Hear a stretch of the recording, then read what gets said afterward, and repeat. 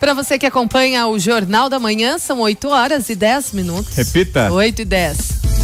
A crise entre Irã e Estados Unidos se agrava depois dos ataques iranianos a bases militares usadas por tropas norte-americanas no Iraque. Nessa manhã, o primeiro-ministro de Israel, Benjamin Netanyahu, classificou de terrorista-chefe o general Qasem Soleimani, morto em ataque dos Estados Unidos, em uma conferência em Jerusalém. Netanyahu alertou também que o país dará um golpe retumbante se for atacado pelo Irã. Sobre o crescimento dessa crise e os efeitos globais, a gente conversa a partir de agora com o cientista político Hussein Kalu, que é especialista em política internacional e Oriente Médio, também pesquisador da Universidade de Harvard e que foi secretário de Assuntos Estratégicos durante o governo de Michel Temer. Como vai? Bom dia, obrigado pela participação aqui no Jornal da Manhã. Bom dia, Vitor, bom dia, Kalina, bom dia aos telespectadores e muito obrigado pelo convite de vocês, me sinto muito honrado. A gente é que agradece.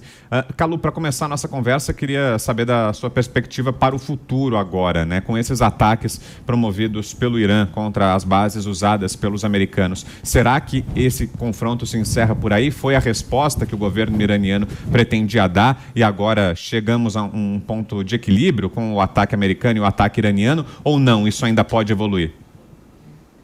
Bom, o Oriente Médio, como geral, ele passa por uma situação de instabilidade e volatilidade muito alta. Não dá para prever, por hora, se de alguma forma esse ataque em resposta ao ataque americano se encerra no ponto de ontem, né? Creio que isso depende, em alguma medida, do posicionamento do governo norte-americano. Esse é o primeiro ponto. Segundo aspecto, acho que o que nós estamos presenciando é a redefinição das regras de engajamento no plano regional entre os Estados Unidos e o Irã. O Trump literalmente implodiu as linhas vermelhas e quis demonstrar que o mais forte é capaz de impor um poder dissuasório ao mais fraco. Neste caso, nós percebemos que o Irã responde de forma muito incisiva no Iraque, que era, na minha percepção, o local mais, digamos, apropriado e cujo custo estratégico ele é um custo agregado. O que isso quer dizer? Que os iranianos, como estrategistas, eles jamais pensaram em atacar outras localidades em primeiro momento como resposta ao ataque que levou à morte do general Soleimani. Então, atacar uma base americana no Bahrein, nos Emirados Árabes e na Arábia Saudita poderia ser entendida como uma tentativa de estabelecer um poder dissuasório, mas ele não necessariamente traria vantagens estratégicas. Entendeu? Além de transformar aquele país atacado também num país que desejaria uma retaliação contra o Irã. Eles escolheram o teatro, digamos, iraquiano, porque era onde era mais seguro dentro do projeto estratégico que eles têm, terem mais dividendos. Primeiro, forçar a saída americana do território iraquiano. Mostrar a capacidade dissuasória num espaço geográfico em que eles são mais fortes que os americanos, né? Então, nas outras localidades, os Estados Unidos têm um sistema de defesa antiaéreo muito bem estabelecido. No Iraque, os Estados Unidos não têm esse sistema antiaéreo. Então, eles escolheram o campo de batalha em que era favorável ao engajamento militar deles. Segundo, era onde tinha um valor estratégico agregado e aonde eles poderiam infligir um dano que pudesse ser aceitável pelos Estados Unidos. Então, é importante compreender, e que o telespectador entenda, que a ação iraniana ela foi extremamente muito bem calculada, com recados políticos muito claros, né? Os recados políticos quais eram? Olha, estamos restringindo a nossa ação ao Iraque. Entendemos que a resposta que ocorreu, ela é apropriada para a proporção da eliminação do Soleimani. O que eles estavam indicando? De que eles estavam satisfeitos, entendeu, com a resposta e com os resultados. né, dando recado aos americanos de que, se houver um contra-ataque ao ataque, eles também seguirão respondendo, e isso se tornaria uma espiral imparável, né? E o segundo recado que eles deixam muito claro: se os Estados Unidos atacarem de qualquer base fora do Iraque, ou seja, atacarem os interesses iranianos de qualquer base no Oriente Médio, aquele país hospedeiro daquela base assumiria a responsabilidade e seria o alvo legítimo para o exército iraniano. Então, o recado é que é a tentativa de neutralizar as forças americanas em outro território, e deixando claro que eles não pretendem atacar outras localidades a não ser no Iraque. Então, a ação ela foi estrategicamente muito bem calculada, o recado político e a forma como eles ensaiaram a sua, digamos, satisfação com o resultado da perspectiva deles. Agora, eles jogam a bola no campo do Trump e cabe a ele responder. Queria perguntar ao senhor como que o senhor avalia a posição do governo brasileiro frente a essa complexidade, como o senhor apresentou, dos dilemas ali da região. Lá não é fácil, é difícil achar mocinho ali, os mocinhos, onde estão os mocinhos no Bang Bang, é difícil encontrá-los. É uma situação muito complexa e tem raízes históricas, além das questões mais contemporâneas. Na opinião do senhor, como é que o Brasil deve se posicionar? Bom dia, professor Vila. É um prazer falar contigo. É o seguinte, eu acho que o Brasil não tem uma estratégia clara para o Oriente Médio. Tá? Não tem devido conhecimento para se posicionar de uma forma contundente e, digamos, calibrada em relação à sofisticação e à complexidade do tabuleiro. Né? Acho que o posicionamento do Brasil, na minha perspectiva, ele é equivocado sob os seguintes prismas. Primeiro, quer dizer, a nota que o Brasil emite, ela está coerente, na minha percepção, com o projeto da política externa do governo Bolsonaro e se alinhar de forma incondicional e automática aos Estados Unidos. Agora, a parte preocupante é que o Brasil endossa ações militares não legalizadas pelas Nações Unidas, ou ações militares a arrepeio do direito internacional, e reconhece a extraterritorialidade dessas ações. Ou seja, se a gente olhar de forma um pouco mais ampla, pela primeira vez desde a Segunda Guerra Mundial, é que nenhum país classicamente aliado dos Estados Unidos, à exceção de Israel, se posicionou abertamente favorável à operação militar. Então, os Estados Unidos eles perderam a cobertura diplomática de seus principais aliados.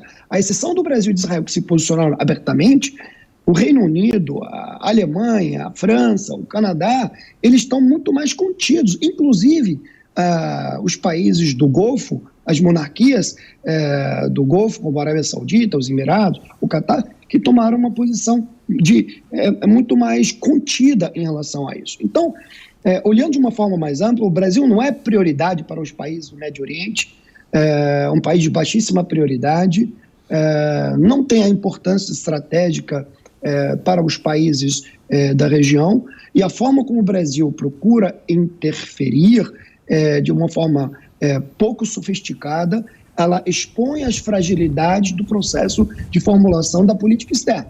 E isso, no médio e longo prazo, certamente há de ter consequências sobre os nossos interesses.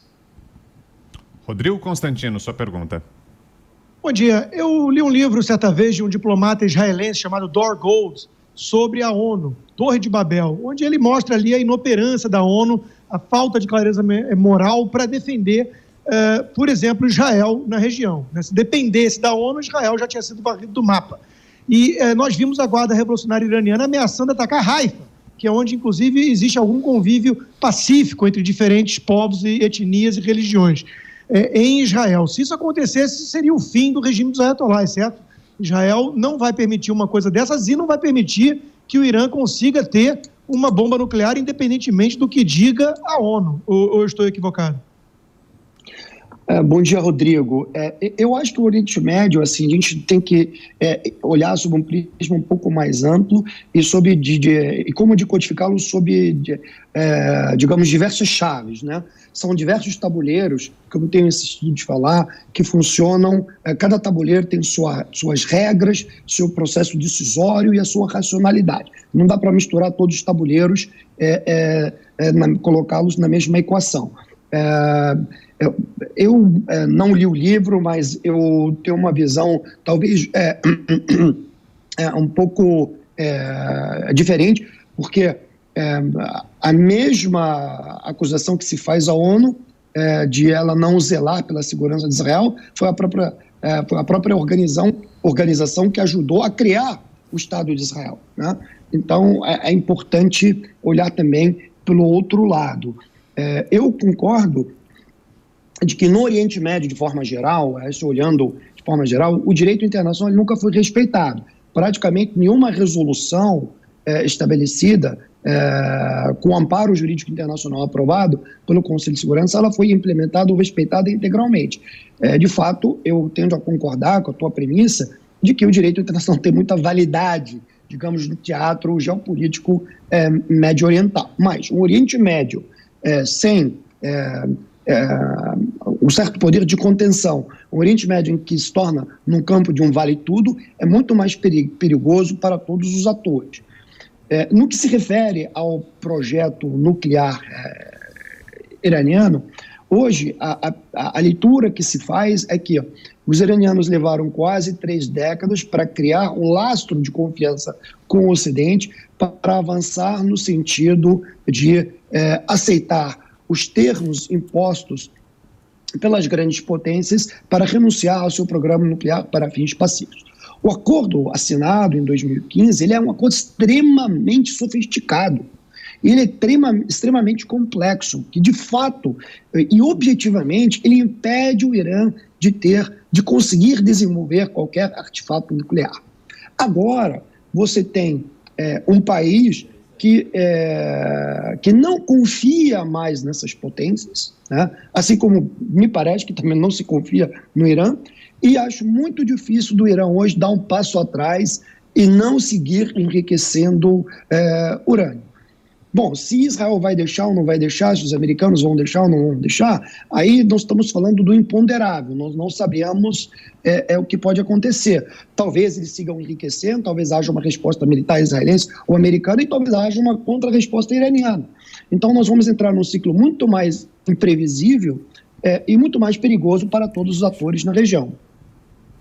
Hussein, agora uma questão econômica. A gente viu que depois dessa vingança do Irã contra os Estados Unidos, as bolsas globais recuaram, o mercado global acabou recuando muito, principalmente na Ásia. Como que isso atinge o Brasil? Como isso impacta aqui no Brasil? Bom, evidentemente com um cenário de instabilidade regional, isso tende a elevar, digamos, o preço do barril do petróleo, tornar a energia mais cara, isso é natural. Tornando a energia mais cara, isso impacta diretamente na economia brasileira, no seu processo, digamos, incipiente de recuperação. Uma energia mais cara impacta o sistema produtivo. Impactando o sistema produtivo, isso vai parar no bolso do cidadão brasileiro. Então, é importante ter isso sob perspectiva. Segundo, o Irã hoje é o 5º país que mais importa produtos agrícolas do Brasil, tá?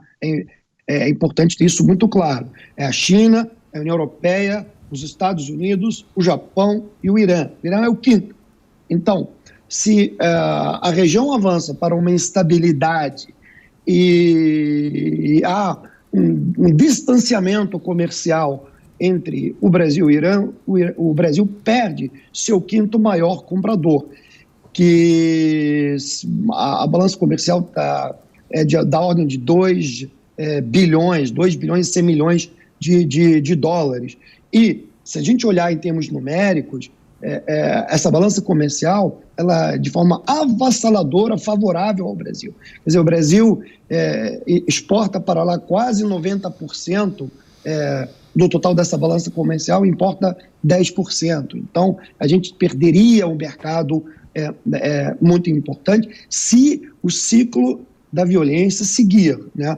No momento, mesmo com o posicionamento do governo brasileiro com uma nota como a que o Itamaraty soltou, que foi interpretada pelos iranianos como uma agressão e um desrespeito ao Estado iraniano, que ensejou a convocação da representante brasileira em Teherã, não acho que isso afeta o comércio inicialmente, porque os iranianos são extremamente pragmáticos e sabem lidar com diplomacias ambivalentes. Eles se acostumaram, desde 79, a lidar com isso. Quer dizer, ter relações diplomáticas com um país, que significa ter uma relação de amizade, mas ao mesmo tempo serem atacados e agredidos por aquele país. Então eles sabem separar muito bem. Uma nota em si não altera o quadro das relações comerciais, né? Ou se o Brasil, por exemplo, votar contra os interesses iranianos em alguma resolução das Nações Unidas, isso não alteraria.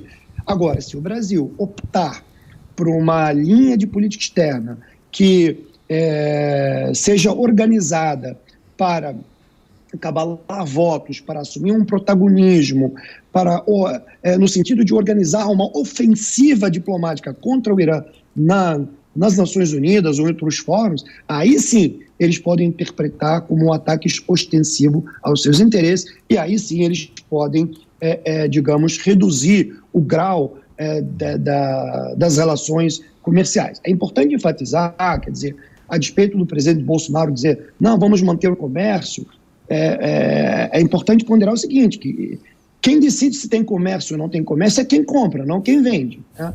E hoje eles compram infinitamente muito mais da gente do que a gente compra deles. Então, eles têm a chave de decidir qual é o quilate dessa relação comercial com o Brasil. Ok, quero agradecer aqui a presença do cientista político Hussein Kalut, ex-secretário de Assuntos Estratégicos durante o governo Michel Temer, também especialista em política internacional e Oriente Médio. Obrigado pela entrevista e bom dia, Hussein. Muito obrigado, Vitor, pelo convite de vocês. Parabéns pelo programa. Obrigado, Kalina. Obrigado, Rodrigo Constantino e também o professor Vila. Bom dia a vocês e sempre estou à disposição daqui de Cambridge, Massachusetts, da Universidade de Harvard. Bom dia. Bom dia, muito obrigada. E agora são 8h27. Repita. 8h27.